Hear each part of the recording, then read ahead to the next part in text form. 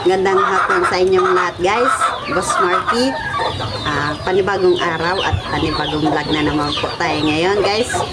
Magandang hapon sa inyong lahat at sa ating mga subscriber at bagong subscriber. Thank you sa inyong lahat sa pag-subscribe. Guys, may papakita ko sa inyo ngayon na video. At ito guys, ang aking i-share ko lang guys sa inyo yung aking mga natutunan ko sa aking mga alagang manok. Okay guys, pakita ko sa inyo yung ating example lang natin yung ating asil na kumakain na yung aking asil kasi mamaya-maya ilalagay ko na naman sila sa kulungan. At yan nga guys, simula nung guys na nilagyan kong corn grits na patoka na yung mais. Alam nyo ba guys, ang mais yung parang bayuan at ang bilis lumaki guys ng aking mga sisiw. Ngayon lang guys ako naglagay niya nung simula nung nilagyan ko yung aking white hats, tapos sunod naman yung aking mga sisiw ngayon. Ayan guys, simula guys nagamit ako niya ng corn grits na mais. Alam nyo ba guys, ang bilis lumaki ng aking mga asil at aking mga sisiw. Yung bayuan kasi guys, hinaluan ko na ng yan mais, tapos yung isa pang patoka na hindi naman sa pag-ano guys, yung pagkain ng baboy, yung parang bayuan, yung 65 na pre-starter. Simula nung guys nagamit ako niya guys, ang bilis talaga guys lumaki yung aking mga sisiw, kagaya ng aking white hat na stag at yung aking asil, at sumunod naman ngayon yung mga bago kong pisa. Nung hindi pa ako guys gumagamit niyan, may ano din, lumaki din yung aking mga sisiw, na meron din na napansin ko, dapat kasi lagyan na natin ng mais, ng kagaya niya ng aking ano yan. Kasi guys, yung mais guys, para mabilis umano yung kanilang mga ano, yung balon-balunan, tapos yung bito kanila para magkaroon ng magbuka-buka yung kanilang mga tawan. Kasi ayan kasi guys, yung mais na yan guys, panlaban din yan sa lamig. Kasi dito sa amin guys, grabe ang ano dito, amihan, malamig pag mga ganito. Kala mo guys season ng December. Ayun guys, nung gumamit talaga ako niyan guys, yung aking mga manok ngayon, ang bilis talaga guys lumaki. Tapos nagka ano sila, energy, tapos maliliksi.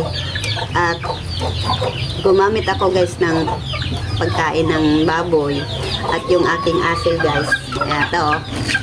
Itong aking asil, at ito hindi guys lumaki yung kanilang paa ito, at ang bilis talaga guys, tapos ang bilis bumuka ng kanilang katawan. At ito ang aking na-obserbahan sa aking pag-alaga. Kasi noon dati guys na nag-alaga ako guys, noon ano, parang hindi pa gaano bumubuka yung katawan nila. At ito guys, bukang buka. Pero guys, itong manok na to, hindi ko pa masabi na pag ito ay lumaki, pag inano na nilaban, diyan natin ma-obserban kung maganda ang kanilang laro. Pero sa itong paggamit ko guys, at isa pa, nagbibigay na ako sa kanila guys ng ano, ng vitamins. Ang ginagamit ko lang guys talagang vitamins guys sa aking mga alaga, simula ng sisiw hanggang sa paglaki, naging stag o tinahin. yan yung vitamins na binibigay ko. Ang bilis talaga guys lumaki ng aking mga sisiw. At dito kasi sa amin guys, ang kaso man dito sa amin sa sipon, ang malala dito sa amin na nagkakasipon yung aming mga alagang manok at nag-uumpisa guys sa mata, yung namamaga dito. Tapos guys, pag hindi natin naiwasan yan guys gamutin, at baka talaga sila ay mabulag.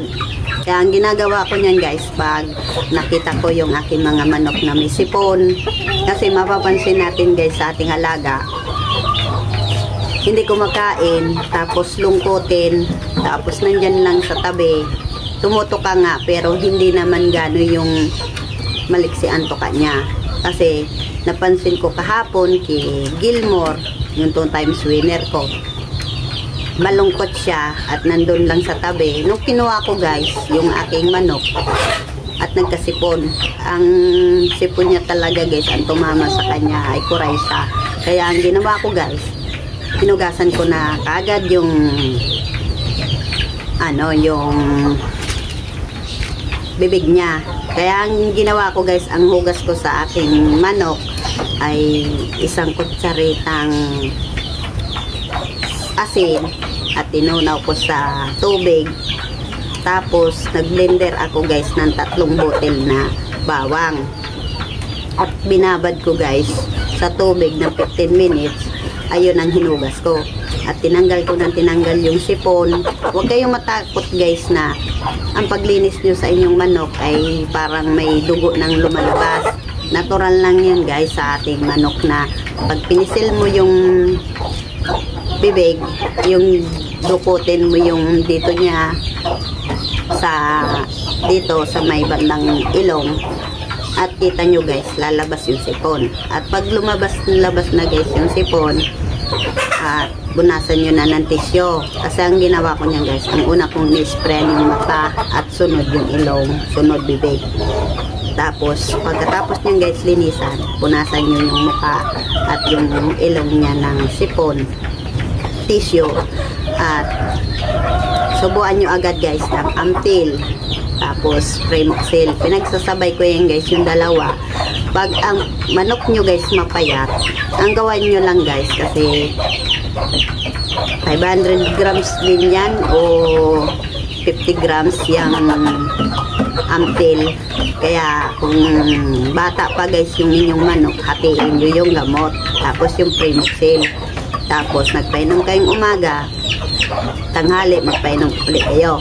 At medyo napansin nyo guys na hindi pa okay yung mata at magapa, hugasan nyo ulit. Tsagain nyo lang guys paglinis ang inyong mga alagang manok. At pagkatapos nyo guys, obserbahan nyo kung okay ba dun sa binibigay nyong gamot. Kasi ako guys, hindi ako nagpo-focus sa isa lang. Kaya nagbigay ako ng halimbawa Amtil, tapos Primoxil. Pagkatanghali na naman guys, iba na naman yung binibigay ko. Ang binibigay ko naman guys, Sulfar QR. Tapos diba wala tayong Tepox 48 na tablet. Kaya ang ginagawa ko guys, mukha ko ng maliit na kutsarita nung parang yung sa ice cream bagay yung binibili. Ayun yung kutsaritang yun. At kumuha kayo doon ng powder at ihalo niya sa tubig. At yung Sulfar QR guys, yun yung isubo niyo sa bibig, tapos may tinimpla kayo Tepox 48. Bali yun na yun yung tubig na napupunta doon sa doon sa manok nyo, doon sa balon-balonan. At pag medyo okay na guys, pag 3 araw na medyo okay na, namumulat, bigyan nyo ulit guys. At tapos pag napansin nyo medyo na sabi nyo, akala nyo magaling na, tapos konti lang guys yung ibigay yung pagkain, yung wag yung madami, kasi ang ganyan yung ginagawa ko guys. Kaya guys, sa observation ko lang talaga sa pag-alaga ko, at hindi naman talaga ako guys expert na manok, at sa pag-alaga lang at sa pagbibigay ng patuka. Kaya masasabi ko guys, ang bilis-bilis talaga ngayon nang lumaki ng ating mga alagang manok. Yung nung simula nung guys, nagbigay ako talaga ng concretes na yun mais. Hinahalo ko dun sa bayuan. Kasi kahapon guys, bumili ako ng pagkain ng aking mga alagang manok. Yung 5 kilos guys na bayuan. At tapos, hinaloan ko pa guys yung patukat ng baboy. At 3 kilo. At yung concretes na mais. Bali, 3 kilo din. Tapos, minimix ko na yan guys. Tapos, ang gusto ng aking mga alagang manok ay yung may video basa-basa. Kaya, pag medyo basa-basa guys yung ating mga alagang manok na yung patuka, ibig sabihin guys, maganda sa katawan yung ating mga alagang manok na may tubig kasi para talaga yung balahibo nila. At kasi yung aking asil talaga guys, ang mga lahi talaga ng aking mga asil ay talagang nag-uumpisa talaga sila sa mga 5 months o 4 months ano na yung balahibo nila, yung parang nagkalbo. Kaya nung pag matured na yung aking mga asil at dyan na sila nagkakaroon na nagkukumpleto na yung balahibo. Kaya guys, ang ano ko lang sa inyo, kung bago ka pa lang sa aking channel, please like and subscribe naman dyan sa notification bell para lagi kayong update sa aking video. Kaya yun lang guys ang masishare ko sa inyo sa akin lang na ano, kasi kahapon nag anti-flashing din ako kasi para iwas tayo ng mga sipon ng aking mga alagang manok kasi hindi naman talaga konti yung aking mga alaga dito at super dami na at yun dinagdagan pa na ngayon ng mga sisiw. Kasi kami guys, hindi lang kami isang beses lang nagbe-breed at marami kaming magbe-breed at ngayon guys na February at madali na si daddy mag-condition ng aking mga alagang manok. Pero pag yan malapit na guys, igagayak ng aking manok na inalagaan at hindi na tayo pwedeng humawak kasi ganyan yung ano namin dito, ang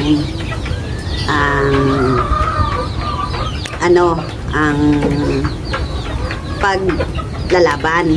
Hindi na ako pwedeng humawak kasi si daddy lang ang pwedeng hahawak niyan kasi ko talaga guys, alaga lang ako dito. Pero sa pag-aalaga guys ng aking mga manok, kaya expert na ako ngayon guys sa aking manok pag asikaso. At yun, at sa mga subscriber ko, kung sana wag kayong magsawa magpanood ng aking video kung ang pinapakita ko ay magkain at magpainom ng tubig kasi ganun lang guys ang ginagawa ko, routine araw-araw sa aking mga alagang manok. At ito guys, yung dalawa kong sisiyo, 3, yun, lumaraga na at andito sila sa tabi ko. At super bite na guys ngayon ng ating mga alaga at hindi na pilyo. At ayan guys, oh. Ayan. At may katabi pang daspan. Tapos ayan guys, oh. Oh. Kaya ang masasabi ko talaga guys, ngayon guys, hindi talaga ako makapaniwala na ako talaga naggalaga niyan. Kasi ano din ako kay Kuya Melpe. Kuya Melpe, sana mabuhay ka dyan. At si Kuya, nanonood kasi ako lagi ng ibang vlog. Kasi kaya naka-expert din manood na. Kasi makakakuha ka din ng mga idea kung paano mo masikaso yung mga manok. Kasi ako guys, excuse me guys, na ano tayo kasi lamig. Kasi ako guys, ang ginagawa ko din guys, hindi ko ginagaya guys yung mga napapanood ko sa ibang vlog. Ang akin lang guys ay simple lang. Kasi kanina, bago ako pakain ng aking mga sisiw, hinugasan ko muna yung mga painuman. Tapos binigyan ko sila guys ng